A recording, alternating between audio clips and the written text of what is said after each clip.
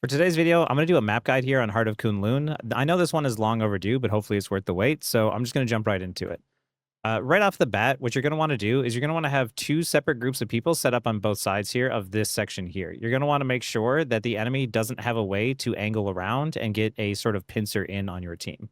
You can see here that I am holding this side with the Iron Fist, and you have my Phoenix over here on the left side holding this area, right? The one thing that you really want to make sure that doesn't happen is that you end up getting pincered in on. The other thing is if you have people who can hold high ground, it's not a bad idea to have them hold up here because high ground is really difficult to take away as once they walk through this choke, there's not exactly a whole lot of cover for them to hide behind, right? And once you get up here, though, and once someone has this high ground, and it's very difficult to take it, but once you lose it, it's also very difficult to take it back because a lot of times what you need to do is you have to use your mobility move to get up there, which then a lot of time leaves you very defenseless. So a lot of times what you want to do is have two people up there to either defend it or send two people up there to take the high ground. In terms of health packs, I will say that there is one obviously here by the waterfall. There's another one over here on this side. There is one, of course, in this room, and it should just be those two. Now, the other thing about defense is over here is typically the I would say like the main place where people really like to hold up. This room over here, if you are on the offense team, makes a great way for you to sort of get around the team and sort of get to the side to apply pressure to the defensive team. So I always try to be mindful of making sure to watch if anyone tries to go into this side here. The other side on defense here, there's another pathway up into this area. This is the one that almost no one ever uses. And the reason why is that it is a very high risk, high reward where like there's more risk than reward because although it does get you all the way behind the defensive team and provide you with a good angle, there's no good place to really retreat, right? If someone catches you and you're on the offensive team and the defensive team, you catch someone in the middle of this hallway, there's no place for them to run. There's no cover. So you're kind of just left defenseless. This is the reason why this area is not really used too often. If they wanted to improve the maps, they would probably want to cut this area open a little bit and at least, provide like sort of a window through to the waterfall. But otherwise, this route isn't going to be used very often. I wouldn't recommend it. I personally would much rather go through these other rooms over here. These other rooms over here also have a health pack in the room over here down below.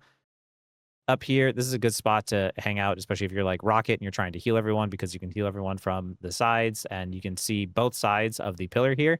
Whenever I'm playing support, especially, I really prefer to hang back and kite back to certain areas. As my team is pushed up, I will hold up here as support, as you see them doing here now. And as I start to back up, I'll start to back up into different areas. I'll start to back up here, and as they push and take more space, if I'm Rocket, I can hang up over here because I can wall dash over to the side. But if you are playing Luna, Mantis, what you're going to want to do is as the enemy team starts to take space, so you don't get collapsed in on as the enemy team can come from both sides, you want to back up into this cubby here. Because as you notice, and as I back up into this room, now you can isolate who you can see through this window as a support. So if you're playing Luna, for instance, you can just go back and forth, strafe back and forth to hit the targets that you want. And it makes it more difficult for the enemies to reach you. The last thing you want to do whenever you're playing support is be in the middle of the fray and be out in the open with no cover. So try to avoid that as much as possible. Let's see. And of course, yes, there's a health pack in this room. The fog over here, people have used obviously for plenty of res beacon spots, but this area being out in the open is not super fantastic. Not my favorite place to stand. All of this part up here does break on top of here. So a lot of times if someone is up on the high ground and they're making it difficult, what I might do is I might destroy as much of this gazebo here as possible in order to deny some of their foot space and deny some of their cover. So if somebody is up on the high ground, don't be afraid to break a lot of this stuff. Use the fog to your advantage, either to hide traps or also to hang out there and obscure the enemy's vision in case you need to sort of get someplace safe for a little bit. Hug a piece of cover and use that to your advantage. I feel like the fog is underutilized and not a lot of people take advantage of it the way that they should. Yeah, I think that covers most of it here on defense, and we'll fast forward here to the second point. Okay, on the second point here, as soon as the enemy team or the offensive team caps the first point, this convoy auto moves on its own. there is nothing that you can do in this moment. So the offensive team wants to push forward and take as much space as they can, because as long as it's auto moving, there's really nothing that they can do to speed that up. And there's nothing you can do as a defensive team to stop that. So defensive team, you kind of want to play a little safe here because you don't want to die while it's auto moving anyway. As you can see, it takes a long time before it actually gets to a point where anyone can stand on it to make it move any faster. Right there. Once it gets to here, now it'll start moving and now it'll require a team. But as you can see, the enemy team is doing their best to take as much space as possible in order to make sure that the convoy will move as much as it can. This is good on their part because now that Bucky is down, now if they send someone on there, it's going to help move the cart forward a lot more. And typically, what you're going to want to do as a defensive team is if the cart is here and you can hold up in this area, you might be able to hold it here at these corners and even be up on high ground if you already have the space, but the enemy team has already taken the space here, obviously. And the next best place to try and stop this convoy is in this tunnel. If you can stop it in this tunnel, you have a good chance of holding it down here because this area is a lot easier to bunker and hold down than if it gets up to this high ground here. Because here, as you can see, you can just sit here and use this as cover, and you can really go forward as a tank and touch the cart and get behind cover easily in order to keep it from moving. Yes, there is a health pack over here, and there should be another one as well over here on this side. So keep those in mind. I use those quite frequently, actually. There's a lot of angles around here. This area is really fantastic if you have heroes that have mobility, because being able to go up and around, take the high ground, being able to go around to the side is super beneficial. And as the defensive team, you want to bunker and hold this spot. However, the off angles you want to be careful of is, once again, the high ground. Keep an eye on the left side, make sure no one flanks around you, but also this side here. The enemy team very easily can walk all the way around. And as you can see, if your team is all holding up this area and watching down this angle, they're bunkered, and it's very easy to go over here, get a quick pick, and then that will help the team move forward. So you want to be mindful of all the areas. It's impossible to watch them all at once, so it's very good to communicate to your team who's going where and when, and always be mindful of your cover. There is a health pack in this room, another one I frequently use, as well as one over here that I frequently use. This stairway is pretty useful, especially for hiding res beacons. Not a lot of people go up here. It's very uncommon to go up here, but this is a really good spot as this does provide cover and fog. Great place to sort of hang out and hide. And I will get it to a point where the cart moves forward a little bit more so we can get to the next corner, and I can show you what to do then. So here, as the convoy is moving up, this is the part where it's going to get more difficult, because once it starts to push up and down this straightaway, it becomes very difficult to just keep the convoy from moving. If you can, you want to try and keep it from getting up this ramp as much as possible, because as you can see, once you start to back up, there's no real safe place to go for cover. So once they start playing offensively, we just have to sort of back up. As you can see here, what I'm doing as Cap is I'm just trying to keep the convoy from moving and stall for as much time as I can. Unfortunately, I die. But this is a very difficult point to hold, because as you can see, once the team is, even if the enemy team is just applying pressure, you have to back up in order to get to safety, but there's not really a whole lot of places to go. This tree breaks, so this isn't useful. You can't really use this cover too well on the side. You can go up and around. I have done this plenty of times where if I need to, I can walk on this ledge here in order to get to the access to the point. But holding down this convoy once it starts to move up is very difficult without the use of ultimates, because even just the use of ultimates can force you off. I was not doing very well this round on Cap, but luckily we did end up winning in the end. You can use, this little area here as cover, as this isn't breakable, but as you can see, once they apply enough pressure and damage, it just forces you off. The next, after they usually cap this point, what you're going to want to do is try and hold this corner here. As you can see, I am already getting prepared. There's a health pack there. There's also another health pack over here near their spawn. There's another one up here. Hela, you can see this is a good spot that you can see Hela going all the way around. That's really good on her part. She's trying to take an angle on the team and catch us by surprise. And this is all areas where it's a bit of a longer walk around, but you get a good angle on the back line, as they don't usually see it coming, especially since the convoy has time to move. She can take the time to do so. So what we want to do is, while the convoy is pushing up, we want to try and force them back, because as you can see, they have less cover without the convoy there. and force them to try and hold it at the corner. Corners and choke points in games are crucial to try and understand which areas are best to hold down. Because as you can see, we're going up to try and just touch the convoy and fight on the convoy to keep it from moving. As you can see, our Doctor Strange is here where he's bringing the fight. He's bringing the fight directly to the convoy in order to get it to stop. As long as we're fighting on the convoy, as a defensive team, when you don't have control of the objective, you want to fight directly on the convoy so that way it doesn't move. That is super, super important. And whenever you have control over the objective, you want to try and take the fight away from the convoy. So that's the reason why a lot of times I'll play Captain America on defense of convoy maps, where realistically you can do it on any dive tank with mobility, because you can jump past the front line, just get to the convoy, and then force their attention and resources back to the convoy itself. And when you need to, you can get back out. And you just kind of keep jumping back and forth like that in order to stall out the clock as long as possible, because realistically, you only need to win in overtime. So all I want to do in those instances is just buy as much time as possible. But if you lose this corner, you back up and you try to lose this corner. Unfortunately, we lost another one, so they're just going to keep walking us down. So after you lose this corner, if you can't hold this, you have to back up to the next one here. If you do have this corner, you have to be mindful of watching through the fog. It's very easy to take off angles and get through here, but also use the fog to get away and get out. So, if you are held up at this corner, keep an eye on these angles over here to the left, but also make sure you're not taking flank from behind. There's another health pack in this room over here. And there is more health packs. There's one obviously back there in the far corner.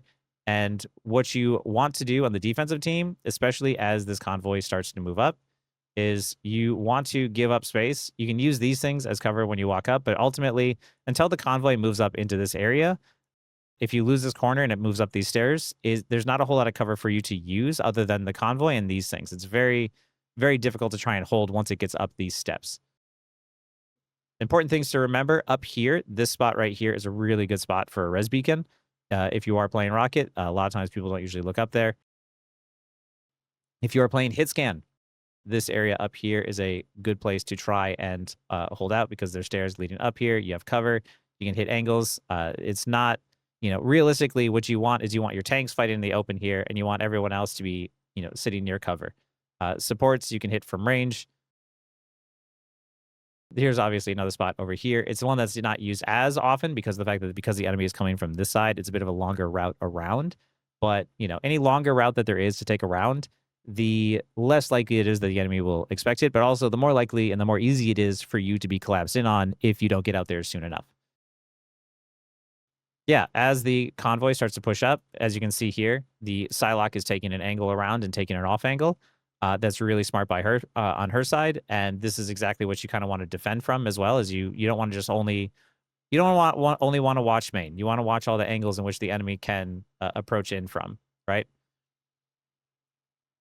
Because yes, once you are out in the open, as you can see from Luna dying here, there's not a whole lot of places for you to hang out and survive. This area is very, very difficult for that, because the lack of cover makes it extremely difficult.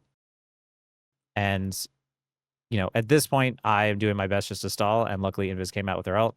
But here, once you were playing support, this is a much better place for the supports to hang out, because now that the cart is all the way up here, there's no place for them to hang out that's safe. Obviously, it's very much out in the open, but because they have long range heals, they can hang out back here closer to our spawn door and apply heals from a distance and use this as cover, right? And they can also apply damage. So if you're ever a support and you start to lose this choke point up here, don't be afraid to back up and get to cover here, and then back up even farther and get to this area here, because this area is much safer for you to hang out in as a support player.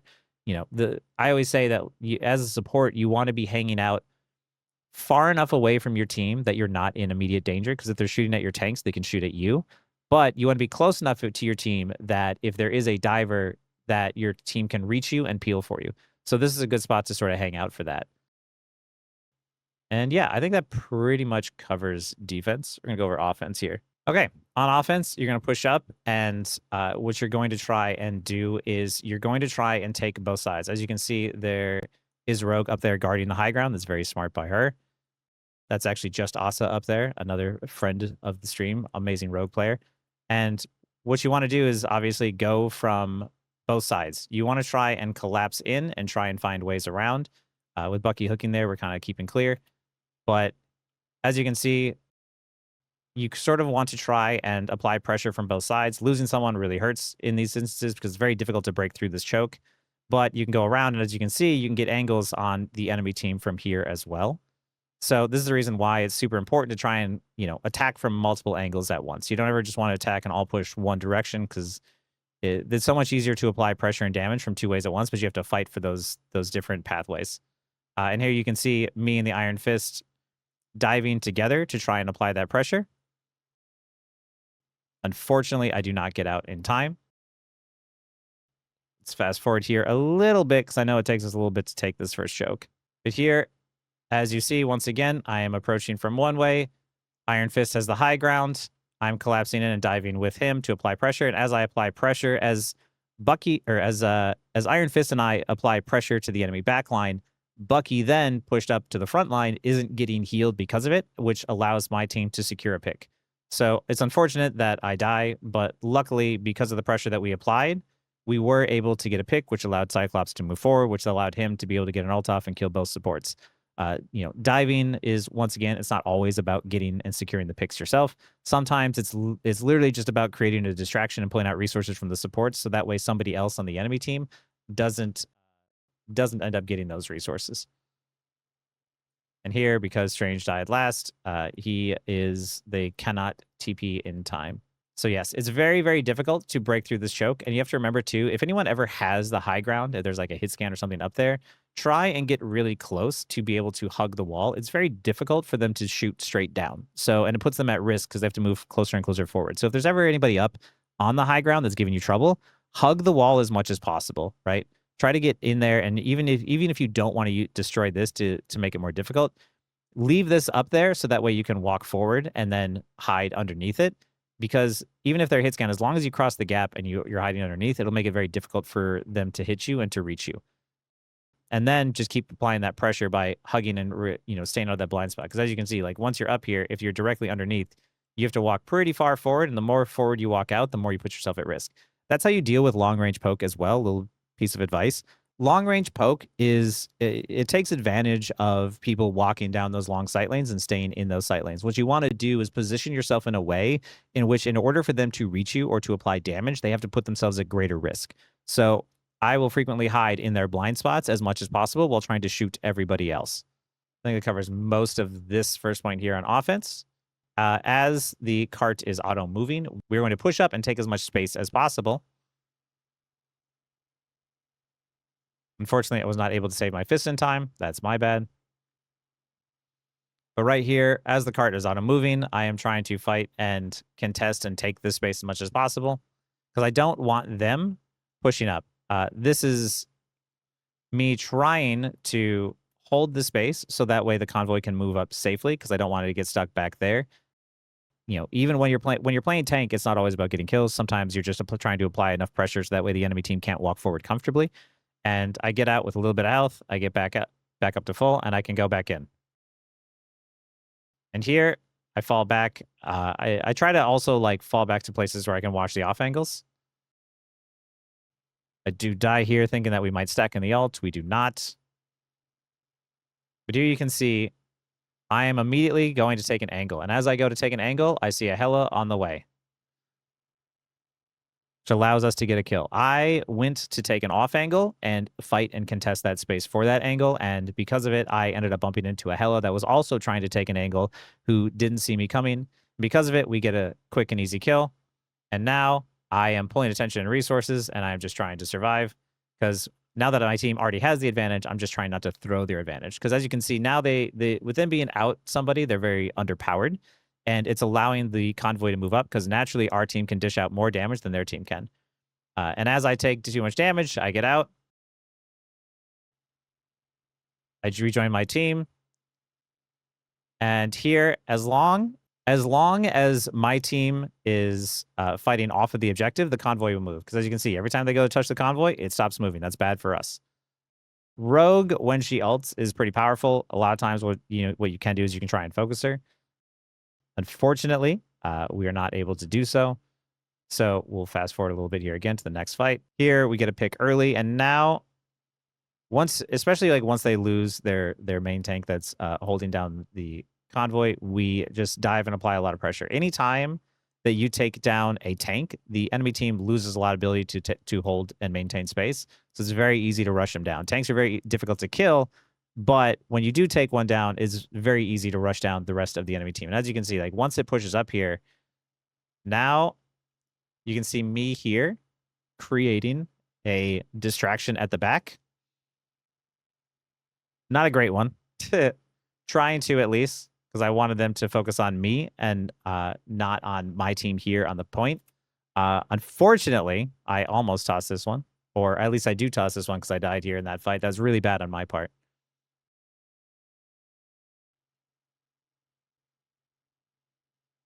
You can get up that way.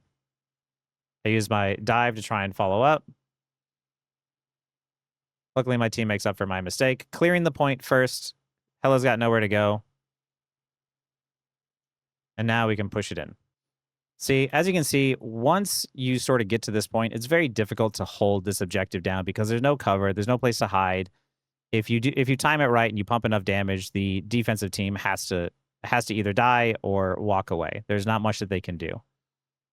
This is the reason why, like, once you want to try and avoid it getting up here to this point for this very reason. I try to keep it play as safe as possible and just bunker down in this area down below for this very reason right here. Because once we just had enough damage, we could just alt dump into that point and push them the rest of the way. And as you can see here, you know, I'm immediately pushing up, trying to take as much space as possible, because once you have control over the convoy, all I'm trying to do is slow their progression towards the convoy, right?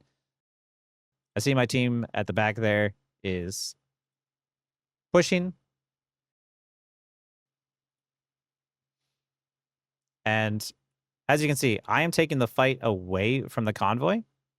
And this is the reason why right here. Even though there's only one person on the convoy, that's fine. The reason why is the more we fight off of the convoy as the team in control over the objective, the more it gets to move up for free. The speed boost that you get from putting 3 people on it isn't worth the space that you give up to put 3 on. You put 3 people on the convoy when you're absolutely sure, or pretty sure at least, it will cap before they get back, right? But otherwise, the more that we fight off of the objective, the more that convoy can move up for free. And that's the reason why a lot of times you try to push up and take fights away and fight off the objective. It's not overextending. You're trying to fight for space. You're not fighting for control. The fighting for space is fighting for control over the objective. And now that I'm back, because you can see the moment that the fight gets to the objective will essentially stop moving, right? So they're not fighting on. Now they're fighting on.